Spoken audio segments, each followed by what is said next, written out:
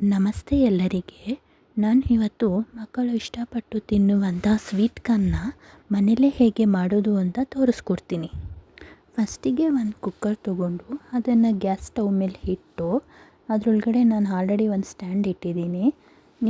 ಈಗ ಅದಕ್ಕೊಂದು ಅರ್ಧ ಲೋಟ ಆಗೋಷ್ಟು ನೀರು ಹಾಕ್ತಿದ್ದೀನಿ. ಈಗ ನಾನು ಗ್ಯಾಸ್ನ ಆನ್ ಮಾಡಿಕೊಂಡೆ. ಈಗ ಆಲ್ರೆಡಿ ಬಿಡಿಸಿರೋ ಅಂಥ ಸ್ವೀಟ್ ಕಾರ್ನ್ನ ನಾನು ಒಂದು ಹೋಲ್ಸ್ ಇರೋ ಬಟ್ಲಲ್ಲಿ ಹಾಕಿ ಕುಕ್ಕರ್ ಒಳಗಡೆ ಇಡ್ತೀನಿ. ಯಾಕೆ ಈ ಮೆಥಡ್ ಯೂಸ್ ಮಾಡ್ತೀನಿ ಅಂದರೆ ಕಾರ್ನ್ ಬಂದು ಸ್ಟೀಮಲ್ಲಿ ಬೇಯಿಸಿದ್ರೆ ಚೆನ್ನಾಗಿ ಬೇಯುತ್ತೆ ಅಂತ. ಈಗ ನಾನು ಅದಕ್ಕೊಂದು ಅರ್ಧ ಸ್ಪೂನ್ ಆಗೋಷ್ಟು ಉಪ್ಪು ಹಾಕಿ ಕುಕ್ಕರ್ನ ಕ್ಲೋಸ್ ಮಾಡ್ತೀನಿ. ಕುಕ್ಕರ್ ಒಂದು 2 ವಿಸಿಲ್ ಬರಲಿ, ಆಮೇಲೆ ಕುಕ್ಕರ್ ಮುಚ್ಚಳನ ಓಪನ್ ಮಾಡೋಣ.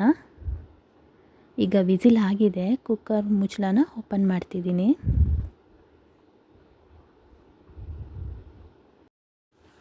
ಒಂದೇ ಒಂದು ಕಾರ್ನ್ನ ಕೈಯಲ್ಲಿ ತೊಗೊಂಡು ಸ್ವಲ್ಪ ಪ್ರೆಸ್ ಮಾಡಿ, ಅದು ಸ್ವಲ್ಪ ಸಾಫ್ಟಾಗಿ ನುಣ್ಣಗೆ ಆಗಬೇಕು. ಆವಾಗ ಕಾರ್ನ್ ರೆಡಿಯಾಗಿದೆ ಅಂತ ಅರ್ಥ.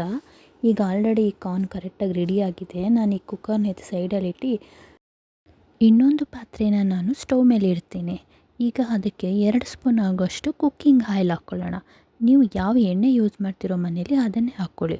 ಎಣ್ಣೆ ಬಿಸಿ ಆದಮೇಲೆ ಅದಕ್ಕೆ ನಾನು ಆವಾಗಲೇ ಬೇಯಿಸಿಟ್ಕೊಂಡಿದ್ವಲ್ಲ ಸ್ವೀಟ್ ಕಾರ್ನ, ಅದನ್ನು ಈಗ ನಾನು ಬಾಣಲಿ ಒಳಗಡೆ ಹಾಕ್ತಿದ್ದೀನಿ. ಇದು ಬಂದು ಒಂದು 10 ನಿಮಿಷ ಆಗೋಷ್ಟು ಎಣ್ಣೆಯಲ್ಲಿ ಚೆನ್ನಾಗಿ ಫ್ರೈ ಆಗಬೇಕು. ಆವಾಗ ನಾವು ನೆಕ್ಸ್ಟ್ ಹಾಕೋ ಎಲ್ಲ ಮಸಾಲೆಗಳೂ ಕಾರ್ನ್ ಚೆನ್ನಾಗಿ ಇಟ್ಕೊಳ್ಳುತ್ತೆ. ಈಗ ಒಂದು 5 ನಿಮಿಷ ಆಗಿದೆ. ಇದಕ್ಕೆ ನಾವು ಈಗ ಮಸಾಲೆಗಳನ್ನ ಆ್ಯಡ್ ಮಾಡೋಣ. ಫಸ್ಟಿಗೆ ನಾನು ಇಲ್ಲೊಂದು ಅರ್ಧ ಸ್ಪೂನ್ ಆಗೋಷ್ಟು ಉಪ್ಪು ಹಾಕ್ತಿದ್ದೀನಿ. ಫಸ್ಟೇ ನಾವು ಒಂದು ಅರ್ಧ ಸ್ಪೂನ್ ಆಗೋಷ್ಟು ಉಪ್ಪು ಸೇರಿಸಿದ್ರಿ. ಅದಕ್ಕೆ ಈಗ ಒಂದು ಅರ್ಧ ಸ್ಪೂನ್ ಆಗೋಷ್ಟು ಸೇರಿಸ್ಕೊಂಡು ಒಂದು ಎಣ್ಣೆಯಲ್ಲಿ ಒಂದು 2 ನಿಮಿಷ ಆಗೋಷ್ಟು ಫ್ರೈ ಮಾಡೋಣ. ಈಗ ಅದಕ್ಕೆ 1 ಸ್ಪೂನ್ ಆಗೋಷ್ಟು ಖಾರದ ಪುಡಿ. ಖಾರ ನೀವು ಜಾಸ್ತಿ ತಿನ್ನೋರಾಗಿದ್ದರೆ ಜಾಸ್ತಿ ಹಾಕ್ಕೊಳ್ಳಿ, ಕಡಿಮೆ ತಿನ್ನೋರಾಗಿದ್ದರೆ ಕಡಿಮೆ. ನಿಮ್ಗೆ ಹೆಂಗೆ ಬೇಕೋ ಹಂಗೆ ಖಾರ ಹಾಕ್ಕೊಳ್ಳಿ. ಉಪ್ಪು ಖಾರ ಇವೆರಡೂ ಚೆನ್ನಾಗಿ ಮಿಕ್ಸ್ ಆಗಬೇಕು. ಆ ಥರ 1-2 ಸರಿ ಚೆನ್ನಾಗಿ ತಿರುಗಿಕೊಡಿ. ಈಗ ನಾನು ಇದಕ್ಕೆ ಚಾಟ್ ಮಸಾಲ ಮತ್ತು ಗರಂ ಮಸಾಲ ಇವೆರಡನ್ನೂ ಹಾಕಿ ಚೆನ್ನಾಗಿ ಎಣ್ಣೆಯಲ್ಲಿ ಫ್ರೈ ಮಾಡ್ಕೊತೀನಿ. ಇಷ್ಟೇ, ಮಸಾಲೆ ಅಂತ ಏನೂ ಇಲ್ಲ.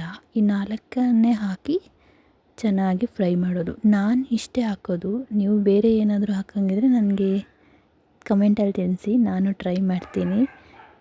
ಈಗ ನಾನು ಸಣ್ಣಗೆ ಕೊಯ್ದಿರೋ ಅಂಥ ಕೊತ್ತಂಬರಿ ಸೊಪ್ಪನ್ನ ಹಾಕಿ ಇನ್ನೊಂದು 2 ನಿಮಿಷ ಆಗೋಷ್ಟು ಹೊತ್ತು ಇದನ್ನು ಚೆನ್ನಾಗಿ ಫ್ರೈ ಮಾಡ್ಕೊತೀನಿ.